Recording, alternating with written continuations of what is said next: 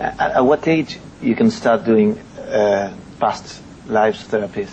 I've done this with teenagers. I've done this with teenagers. I don't do it with children because it gets complicated with the parents, and I'm not a child psychiatrist. I always have treated adults. But children make very good hypnotic subjects. You technically could do it with children. I don't even use hypnosis. I just talk to children sometimes, if the parent is agreeable. Agreed.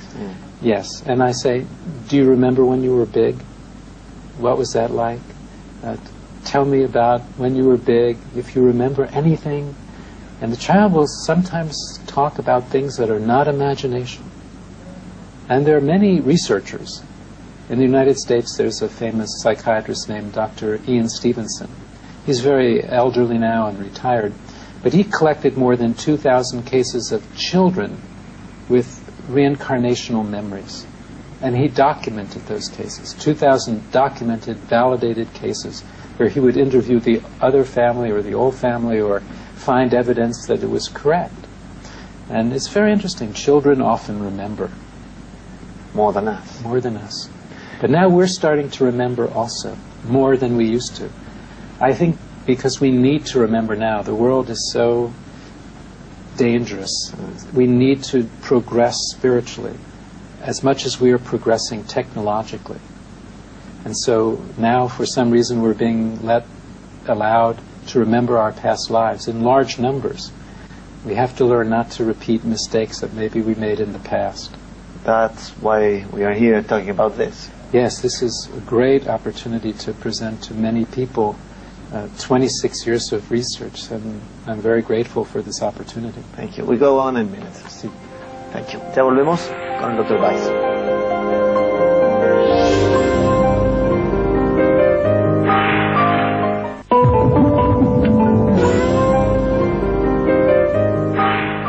Can a soul, when it's in this intermediate state between one life and another one, appear to us in a shape, in something like ghost shape or something like that? Yes, sometimes this is allowed if there's something that they need to tell us or to teach us. So if there is a need there, that can be allowed. And this is also somewhat related to when you die and you have before the life review, but you're going to the light, you can be greeted by a soul too, like someone who has already died, a grandmother, mother, whatever, whoever. But when they appear to you, they may not appear as they looked when they died. In other words, say that your grandmother died and she was 90 and frail and weak, and maybe her bones had deteriorated because of age. And she may appear the way she looked when she was 50, in the prime and healthy, because she can choose whatever shape to come back. She chooses that. And if there is a need, then the communication is allowed, because that's very important. Not everybody, by the way, gets that opportunity. If there's no need, no. And sometimes they come back because the energy is better with one person than another. It's not a measure of love. So, for example, sometimes one sibling may be experiencing a visit from a mother who had died. And then the sister or the brother says to me, do they love her more? And I say, no, it's not about love. It's just easier for her to adjust her energy to that person. It's not because she loves her more or less or anything. It's just easier to come through that person. And so you shouldn't get jealous if your sister gets the visit but you don't. And what can we do during this present life to improve our capacity of being better or doing things better, to climb more steps in that way? I believe that it's knowing ourselves better and our real nature. That if we remember that we're eternal beings, spiritual beings, that the soul is us, not the body. To use metaphors again, the body is like a car, and you're the driver. So when the car wears out, you leave. You don't die. You go on. If you need another car, you get another car. And you change. Sometimes you may have a Honda, and then a Buick, and then a Rolls Royce, and a Maserati, because you're changing. Black, yellow, red, white cars, whatever.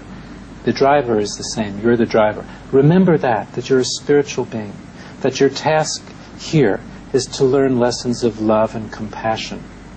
So if you become more compassionate, even a little bit, more loving, less violent, then you're progressing. And the little bit will lead to more and more and more. And that's what we can do here. And not only that, then other people react to you differently. So don't let negative emotions get in the way. Not anger. That only gets in the way. It frustrates you. It's not useful. It holds you back. It hurts you more than the person you're angry at. Not frustration. There's all the time in eternity. Not sadness or depression or grief. You're immortal. You're eternal. You don't have to be so sad. Not anxiety, not worry. These only get in the way. You're a spiritual being. There's nothing to worry about. Not in the bigger picture. You can never be harmed at that level. So if you bring more love, more compassion into your everyday life, others are going to react to you differently. You're going to teach them. You'll be a model for them. And that's how this whole process can be accelerated, as we teach each other to be more loving, more compassionate, more gentle, more patient. That's what we have to do now. The world needs this. Maybe all the religions were talking about this in different ways. Yes. But some of them make a little curve to deny some of these aspects. Why? Yes.